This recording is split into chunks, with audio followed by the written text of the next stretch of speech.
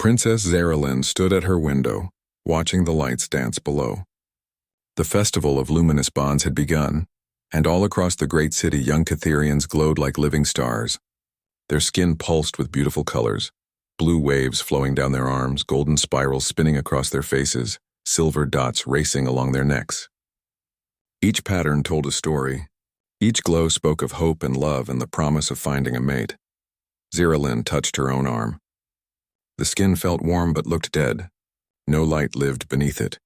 No colors would ever flow across her body. She was 23 years old and had never glowed even once. Down in the main square, hundreds of young people moved in the ancient dance.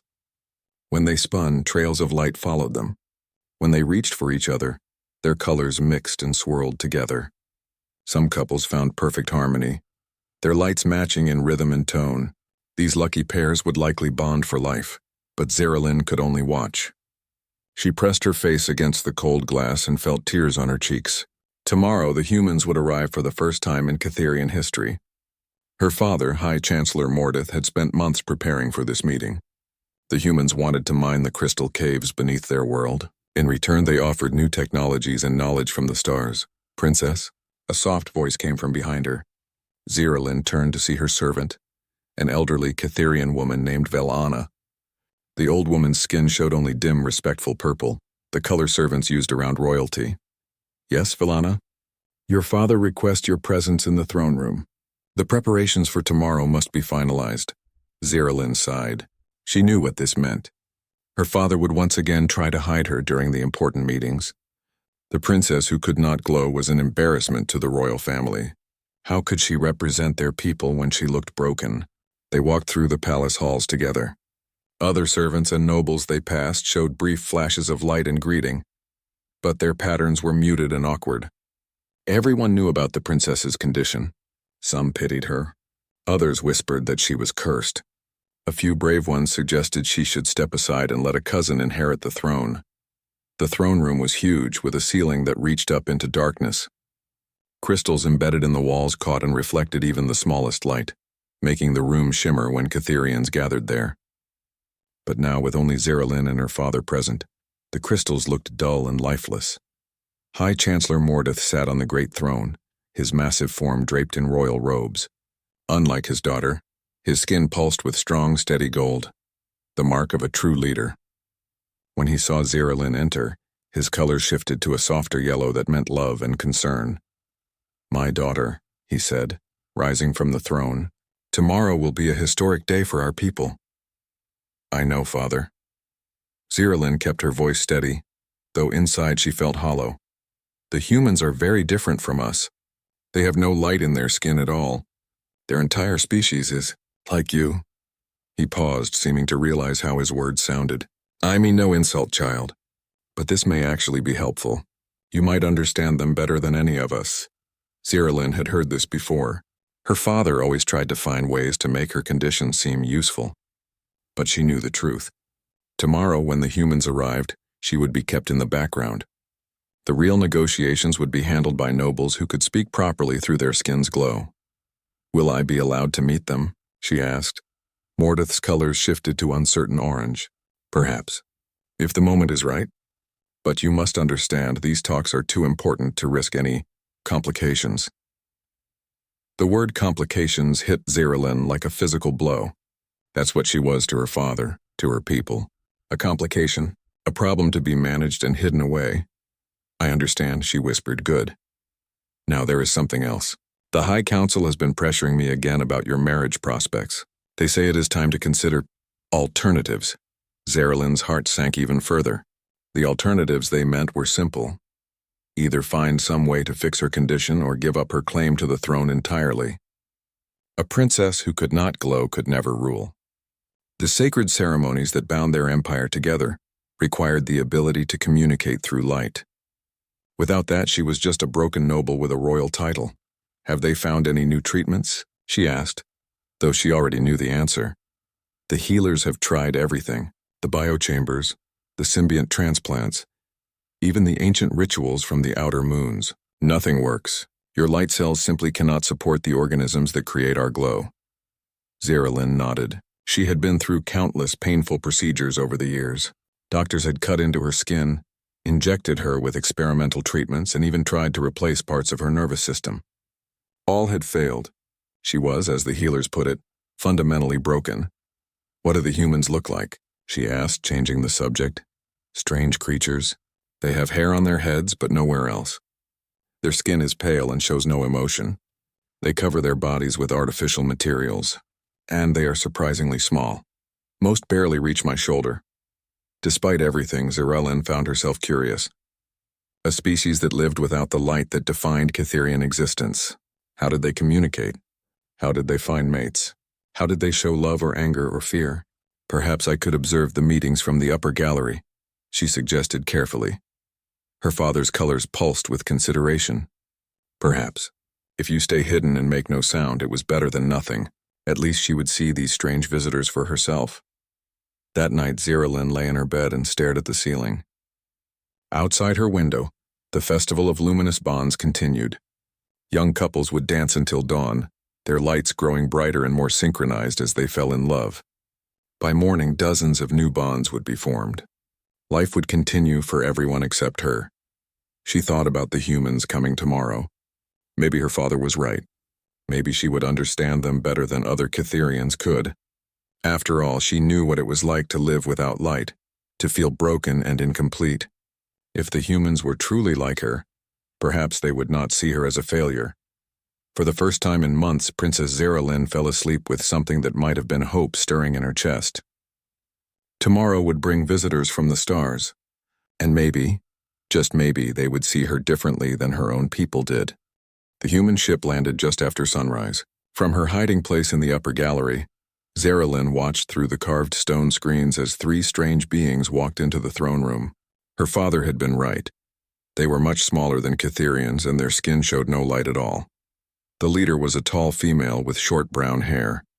She wore a dark blue uniform covered in small metal decorations. Behind her walked two males. One was older with gray hair and serious eyes. The other was younger, with sandy brown hair and an easy smile that seemed to reach his eyes. "Welcome to Kythera Prime," High Chancellor Mordeth said, his skin glowing with formal gold patterns. "I am Mordeth of House Veltar, ruler of this world." The female human stepped forward. "Thank you for allowing us to visit your beautiful world. I am Ambassador Nicole Rivers representing the Earth Alliance.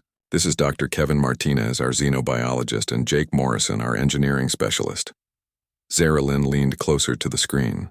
The humans spoke her language well, though with strange accents that made some words sound different.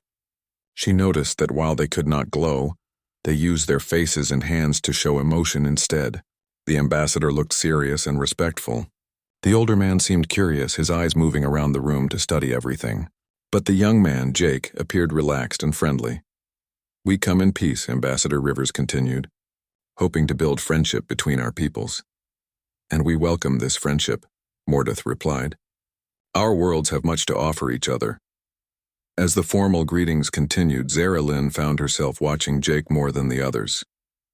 He stood quietly but alert, and she noticed his eyes wandering to the beautiful crystals in the walls and ceiling.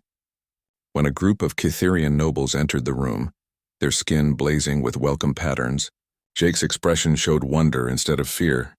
"Incredible," she heard him whisper to Dr. Martinez. "The light comes from symbiotic organisms, right? How do they control the patterns so precisely?" "Each individual has millions of light cells under their skin," the doctor whispered back. "The organisms respond to electrical signals from the nervous system. It's like a living computer display." Zerelin touched her own arm through her robes, a living computer display that she could never use. The formal ceremony continued for an hour. The Catherians demonstrated their lights, showing patterns that meant welcome, friendship, and respect. The humans watched with obvious amazement. Then came the moment Zerelin had been dreading. "I would like to present my daughter, Princess Zerelin," Mordeth announced. "She represents the next generation of our people." Zerelin's stomach twisted, but she had no choice. She walked down the stone steps from the gallery, her robes rustling in the sudden silence. Every Catherian in the room knew what was about to happen. Their lights dimmed with embarrassment for their princess. She reached the center of the room and bowed to the humans. "Welcome to our world," she said, her voice steady despite her racing heart. The humans bowed back, but Zeralyn could not meet their eyes. This was the moment when she should have created a beautiful light display to honor their guests. Her skin should have shown patterns of welcome and respect. Instead, she stood there like a dead thing, offering nothing. The silence stretched uncomfortably. Zeralyn felt her cheeks burning with shame. Some of the nobles shifted restlessly, their lights flickering with embarrassment. Then Jake Morrison stepped forward. "Thank you, Princess. It's an honor to meet you." His voice was kind, with no trace of pity or disgust. "Your father tells us you're very intelligent. I'd love to learn more about your world from someone my own age." Zeralyn looked up in surprise. The young human was smiling at her as if nothing was wrong. As if she was perfectly normal. "Thank you," she managed to say. "Perhaps the princess could join us for the cultural exchange dinner tomorrow," Ambassador Rivers suggested smoothly. "It would help us understand your people better." High Chancellor Mordeth's lights shifted to uncertain orange, but he nodded. "Of course, if the princess wishes to attend." That evening, Zeralyn paced in her chambers. She couldn't stop thinking about Jake's reaction to her. Or rather, his lack of reaction. He had treated her like any other person he might meet. No shock, no pity, no awkward attempts to ignore her condition. Velana found her staring out the window again. "You seem troubled, Princess." The human, Jake. He didn't seem bothered by my problem. Perhaps humans see things differently than we do. Or perhaps he was just being polite. But deep down, Zeralyn didn't think it was just politeness. There had been something genuine in his manner, something that made her feel almost normal for those few minutes. The next evening, she attended the cultural exchange dinner. The great hall was filled with nobles showing off their finest light displays. The crystals in the walls blazed with reflected glory, as hundreds of Catherians demonstrated their abilities for the fascinated humans. Zeralyn sat at the far end of the high table, hoping to stay unnoticed. But halfway through the meal, Jake Morrison appeared beside her chair. "Mind if I sit here?" he asked. "The light show is amazing, but it's a bit overwhelming." "Of course," she said, surprised. Jake settled into the chair next to her. "Your father mentioned you're interested in architecture and city planning." "That's fascinating. How do you design buildings for people who communicate with light?" For a moment, Zeralyn just stared at him. No one had ever asked her about her interests before. They only ever talked about her condition or her royal duties. "Well," she began slowly, "the crystals in the walls aren't just decoration. They amplify and spread light patterns throughout a building. A Catherian can send a message from one room and have it appear clearly in another room far away. Like a biological internet," Jake said, his eyes lighting up with interest. "That's brilliant. What about privacy? Can you create rooms where light signals don't travel?" "Yes. You use certain types of stone that absorb light instead of reflecting it, and you can design spaces with barriers that break up the patterns." Zeralyn found herself talking faster, excited to share ideas she had never been able to discuss with anyone. Jake listened with genuine interest, asking thoughtful questions and offering ideas from human architecture. He told her about buildings designed for people with different physical needs, and how humans had learned to create spaces that worked for everyone. "On Earth, we've learned that different doesn't mean broken," he said at one point. "Some of our greatest innovations came from people who saw the world differently than everyone else." Zeralyn felt something warm growing in her chest. For the first time in her life, someone was talking to her about her ideas instead of her problems. Someone saw her as a person worth listening to, not a princess who couldn't glow. As the evening ended and Jake prepared to leave, he turned back to her. "Would you like to continue this conversation tomorrow? I'd love to see some of your architectural design." You really want to see them?" "Absolutely. I think you have some amazing ideas." That night, Princess Zeralyn fell asleep with a smile on her face. For the first time in years, someone had made her feel valued for who she was, not pitied for what she couldn't do. Jake found Zeralyn in the palace gardens the next morning. She sat beside a fountain, spreading large sheets of parchment on a stone table. Her drawings showed buildings that seemed to flow like water, with curved walls and spiral towers that caught and directed light in beautiful ways. "These are incredible," Jake said, studying the designs. "This building here, it's like a lighthouse that sends signals in all directions." "It's a communication center for the outer districts," Zeralyn explained. "The tower collects light. messages from all over the city and sorts them by urgency and destination. Then it sends them out through these curved channels. She traced the flowing lines with her finger. Jake shook his head in amazement. You've created an organic computer network. This is genius-level work. Zeralyn looked up at him, surprise clear on her face. You really think so? I know so. On Earth, our best architects spend years learning to design systems half this sophisticated. Jake sat down beside her on the stone bench. Can I ask you something? Why haven't these buildings been constructed? The light in Zeralyn's eyes faded. Because I designed them. No one takes seriously the ideas of a princess who cannot glow. They say I don't understand how light communication really works. But that's ridiculous. Your designs show deep understanding of how light behaves. Understanding? From books and observation, Zeralyn said sadly, not from personal experience. Jake was quiet for a moment. Then he said, My sister Katie was born without the ability to walk. When she was young, people told her she couldn't understand sports or physical activities because she couldn't experience them herself. What happened to her? She became a brilliant sports engineer. She designs equipment and training programs for athletes. Turns out, watching and analyzing movement from the outside gave her insights that people who just relied on muscle memory never developed. Jake smiled. Sometimes being different gives you a clearer view of how things actually work. Zeralyn stared at him. You really believe that? I know it. And I think your condition might have given you abilities your people don't recognize. Over the next few days, Jake spent more time with Zeralyn than with the official negotiations. He learned about her lonely childhood, the countless failed treatments, and the constant reminder that she was inadequate for her future role as ruler. The sacred bonding ceremonies require perfect light communication, she explained one afternoon as they walked through the crystal caves beneath the palace. A ruler must be able to speak to the hearts of thousands of people at once, using patterns that touch the deepest emotions. Without that ability, the empire would fall apart.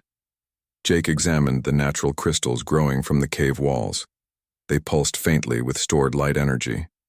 How exactly do the ceremonies work? The ruler stands in the center of the great amphitheater.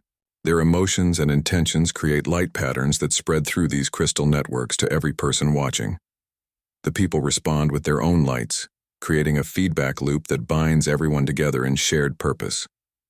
Like a biological internet with emotional content, Jake murmured. Zeralyn, what if I told you that humans have technologies that might help with this? What do you mean? Jake's mind was racing.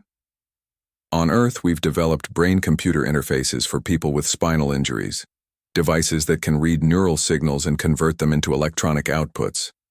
If we could adapt that technology, you think you could make me glow? Zeralyn's voice was barely a whisper. I think we could make you communicate in light. Whether that's the same as natural glowing, well, that might depend on your people's willingness to accept innovation. That evening, Jake sought out Dr. Martinez. He found the xenobiologist in the guest quarters, studying samples of Cytherian bioluminescent organisms under a portable microscope. Kevin, I need to ask you something. Theoretically, could we create artificial bioluminescence? Doctor, Martinez looked up from his microscope. Artificial? You mean like LED implants? More sophisticated than that.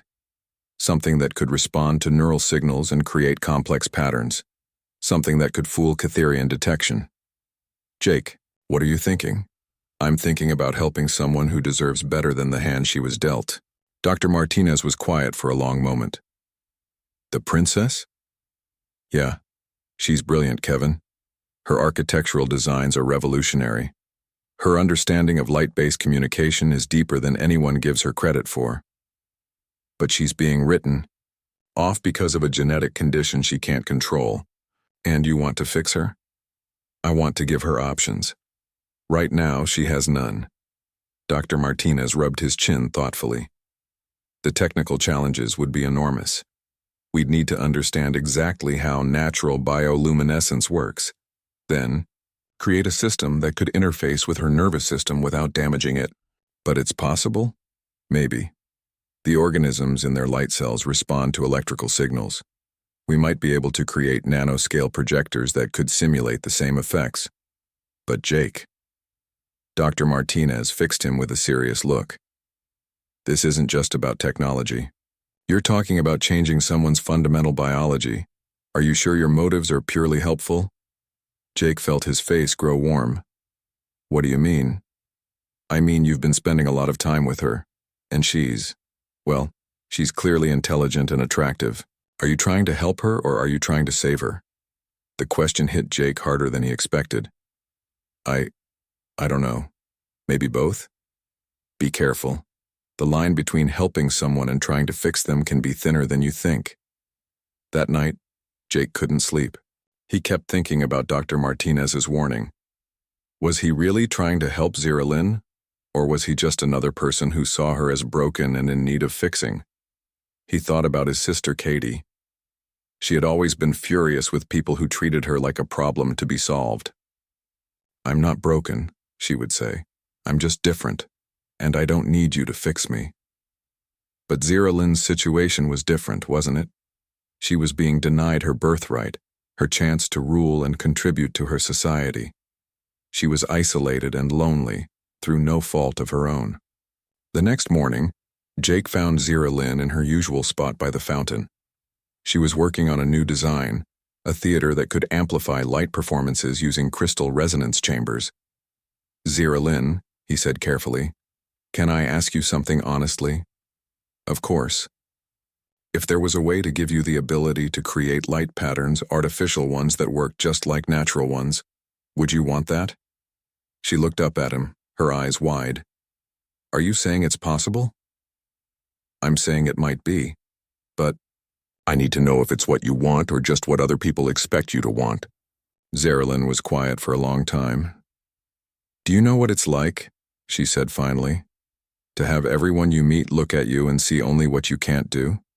To know that your own people think you're cursed? To be told your whole life that you'll never be good enough? No, I don't know what that's like. Then yes, Jake, if you could give me the chance to be seen as whole instead of broken, I would want that more than anything in the world.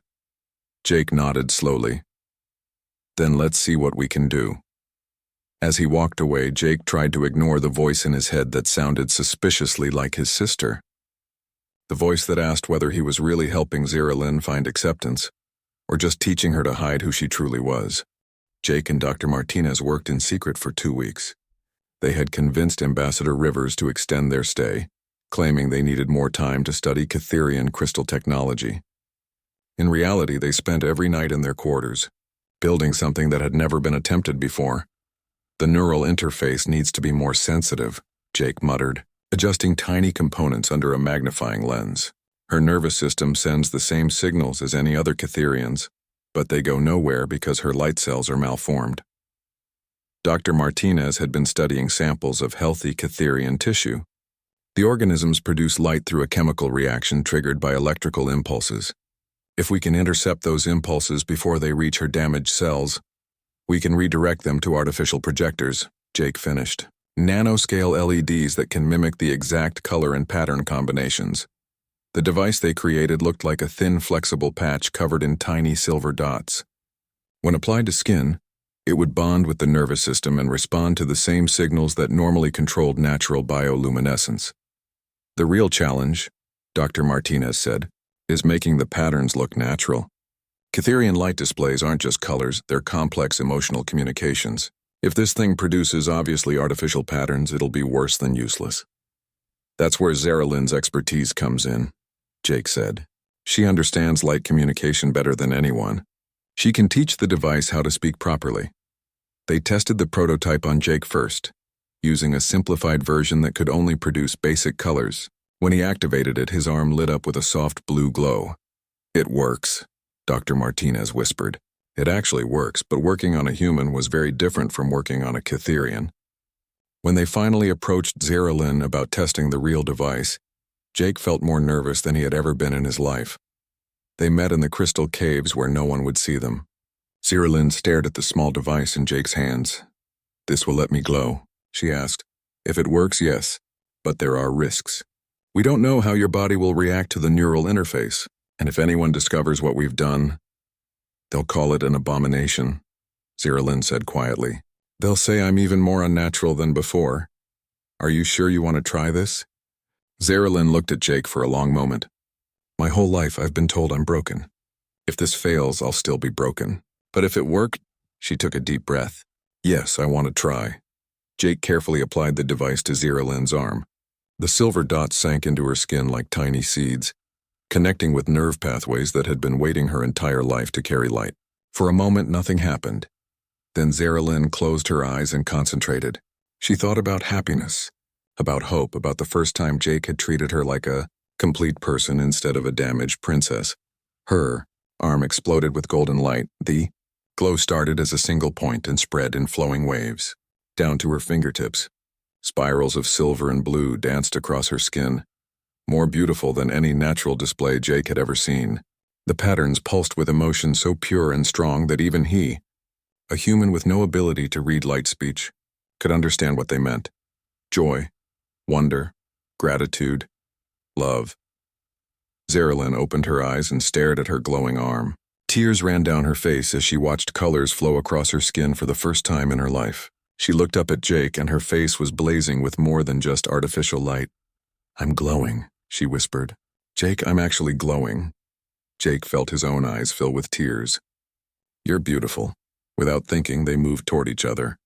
When Jake took Zeralyn's glowing hand in his, new patterns erupted across her skin, deeper gold mixed with warm pink, colors that spoke of connection and affection and possibilities neither of them had dared to imagine. Dr. Martinez cleared his throat softly. We should run more tests. Make sure the interface is stable. But Jake barely heard him.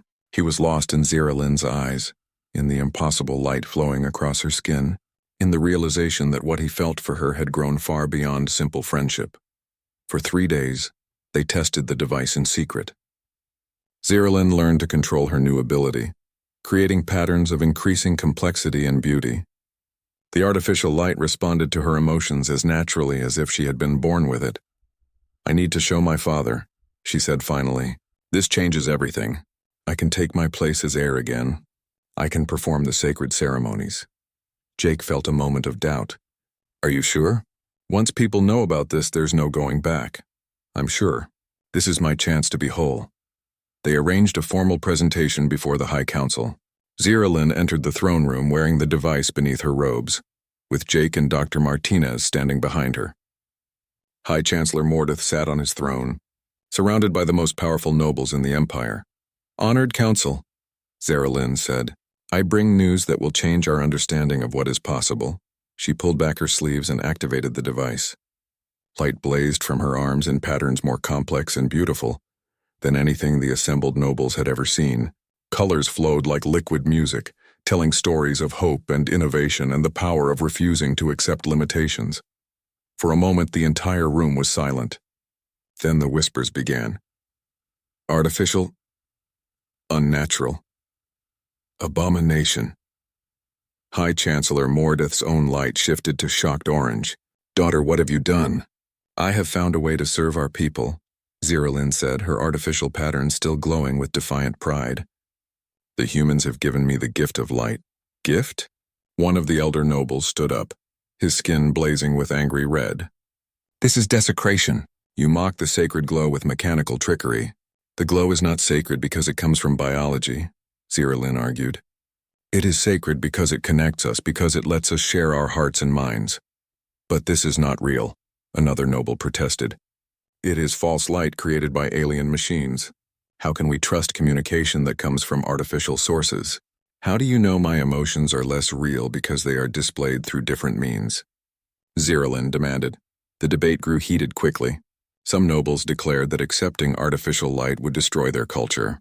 Others worried that other species would think the Catherians were weak if they needed machines to communicate properly. A few younger nobles seemed intrigued, but they were quickly shouted down by their elders. This cannot be allowed, the eldest council member declared. Princess Zeralyn has proven herself even more unfit to rule than before. Not only is she naturally broken, but now she embraces unnatural solutions that defile our most sacred traditions.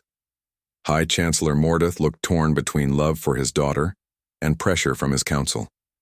"Zeralin," he said heavily, "you must remove this device immediately.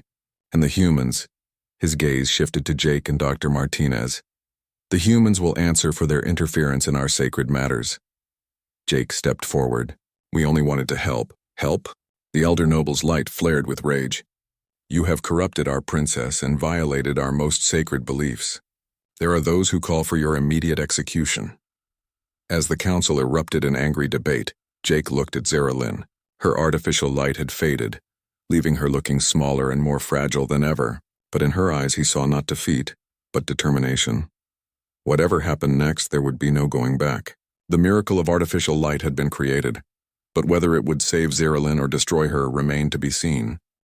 That night, guards came for Jake and Dr. Martinez. They were taken to a holding chamber deep in the palace where thick stone walls blocked all light communication. Ambassador Rivers protested their detention, but the High Council declared that the humans had committed crimes against Cytherian culture. "This is my fault," Jake said as they sat in the dark cell. "I should have considered how they would react." "You gave her a chance," Dr. Martinez replied. "Sometimes that's worth the risk." 3 floors above them, Zeralin paced in her own chambers. The bioluminescent device lay on her table, deactivated and seemingly harmless. But she knew it represented something much larger than artificial light. It represented the possibility of change, of growth, of refusing to be limited by circumstances beyond her control. Valana found her staring out the window again.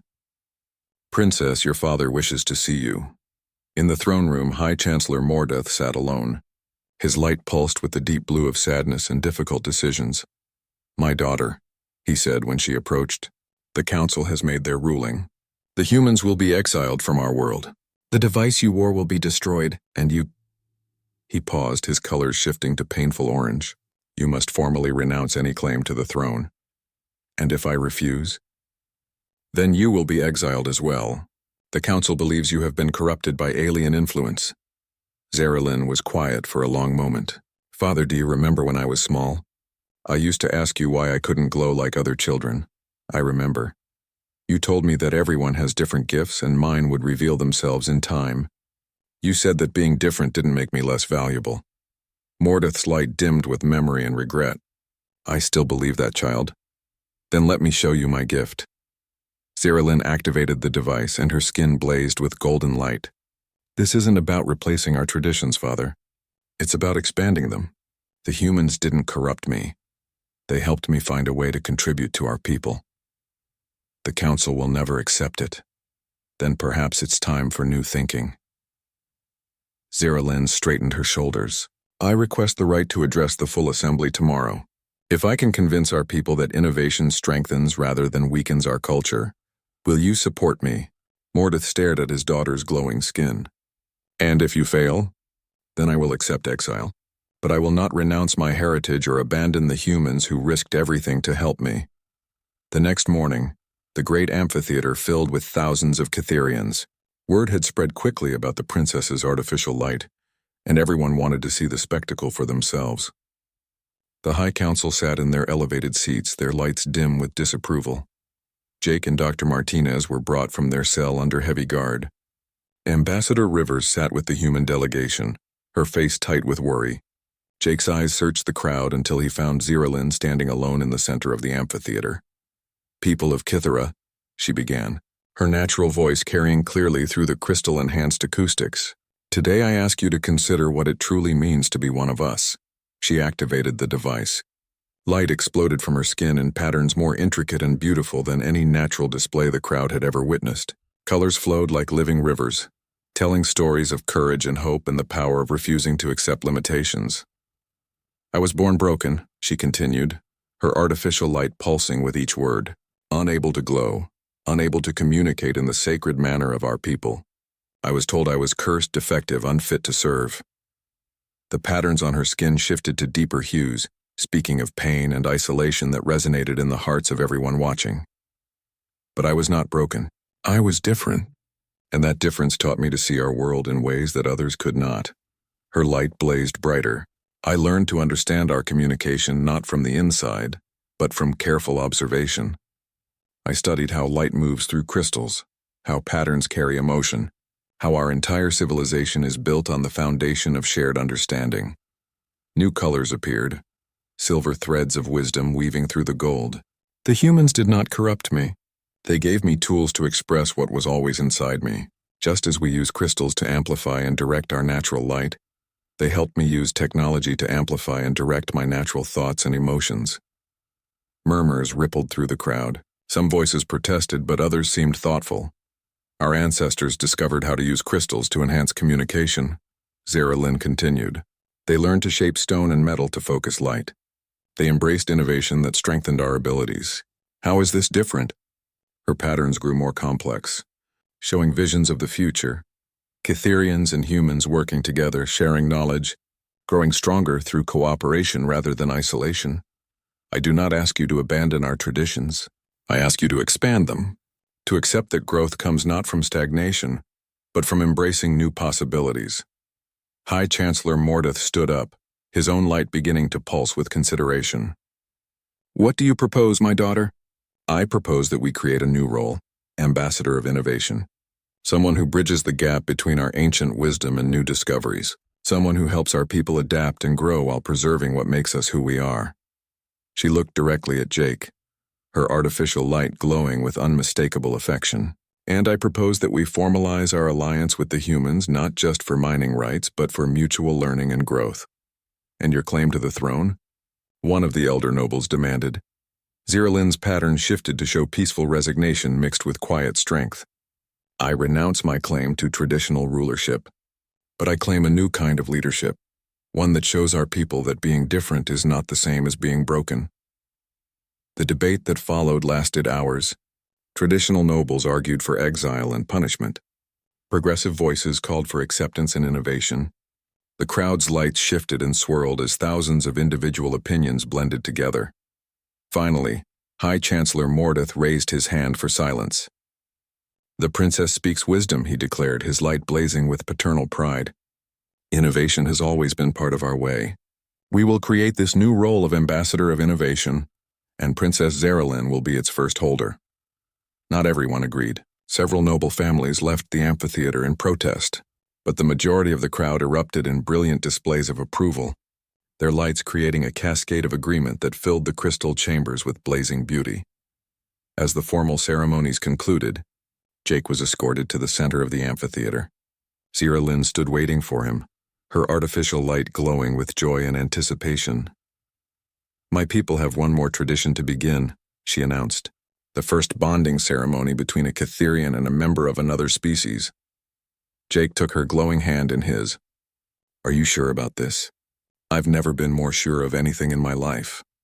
As they spoke their vows of partnership, Zara Lynn's light danced across Jake's skin, creating patterns that told a story of love transcending differences, of strength found in accepting help, and of the miracle that occurs when someone sees you as whole instead of broken.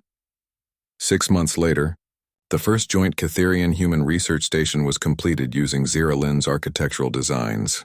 The building pulsed with both natural and artificial light, its crystal networks carrying communications between species that had learned to see differences as gifts rather than defects.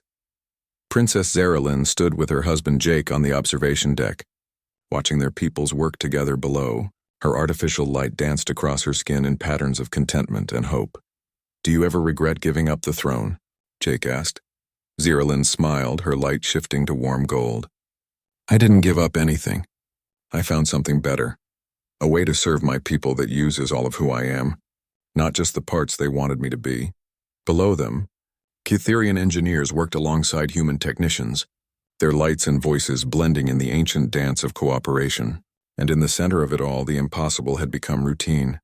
Love transcending species, innovation strengthening tradition, and the broken princess who had become the bridge between worlds. The miracle wasn't just the technology that had given her light. The miracle was the human perspective that had refused to see differences as defects, and the courage to build something new from the pieces of what others had called broken.